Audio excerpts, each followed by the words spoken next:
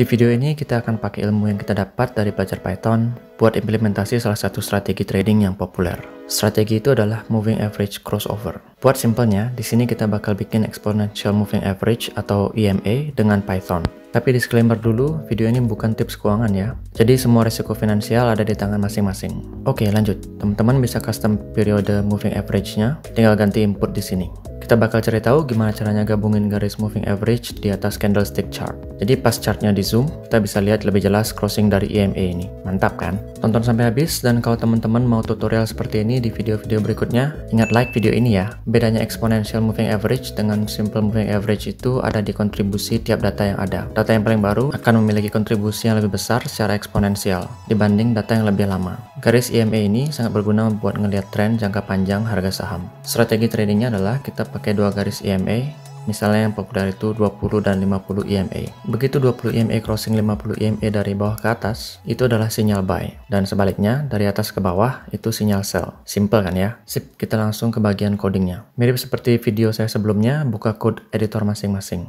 dan bikin Python file. Teman-teman yang belum nonton video saya sebelumnya bisa nonton setelah video ini. Di sana ada penjelasan cara setup aplikasinya dan beberapa function dasar, jadi saya nggak akan ulangi di sini. Import library yang diperluin, dan kita simpan data sahamnya di variabel ticker symbol. Terus simpan juga periode dan intervalnya seperti ini. Kita pengen bisa ubah periode EMA-nya, jadi bikin input periode juga untuk kedua EMA. Tambah header untuk simbol sahamnya. Setelah itu kita perlu download harga sahamnya dengan function get ticker data ini. Terus kita mau hitung juga EMA-nya, jadi kita bikin function get EMA seperti ini. Ubah EMA yang kita dapat dari user dari string ke integer. Nanti teman-teman bakal lihat cara perhitungan EMA-nya gimana, sangat gampang di Python. Setelah dapat kedua EMA-nya, kita mau bikin candlestick chart. Jadi kita bikin candlestick chart-nya dengan function get candle chart. Terus kita tambahkan garis EMA-nya dengan function add EMA trace. Di function ini kita mau candle figure yang kita mau tambahin. Terus timestamp untuk sumbu X-nya. Karena ticker data itu adalah sebuah data frame, kita bisa akses indeksnya dengan cara ini. Jadi pakai indeks ini untuk data sumbu X. Terus untuk sumbu Y, kita bisa akses kolom EMA-nya dengan cara seperti ini. Terakhir bisa kasih nama dan warna dari garis yang kita mau.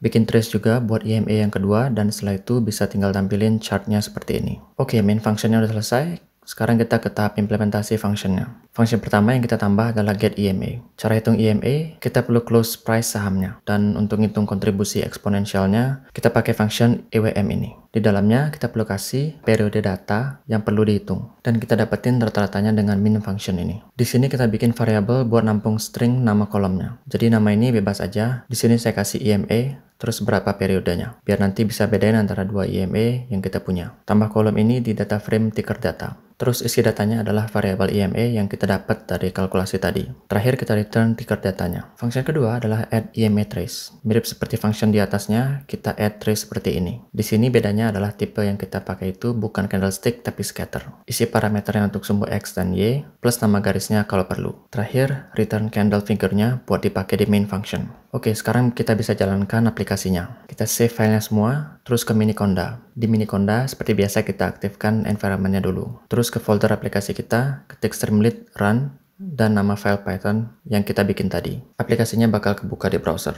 Mantap, kita bisa atur periode dan intervalnya. Dan juga ubah moving average, misalnya kita pakai interval 1 jam, terus EMA-nya 20 dan 100. Dari sini kita bisa lihat, kedua garis EMA ini bisa ngasih kita sinyal yang lumayan bagus. Misalnya di sini, naiknya lumayan tinggi sebelum kita sell. Tapi nggak ada strategi ataupun indikator yang sempurna ya. Jadi pasti bakal ada kemungkinan loss-nya. Contohnya di sini, ada sinyal untuk beli.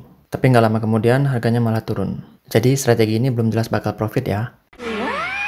Tapi yang jelas, teman-teman bisa jadiin aplikasi ini tambahan portfolio di website pribadi. Buat yang masih ragu gimana caranya bikin website pribadi yang gratis dan gampang, bisa klik video ini.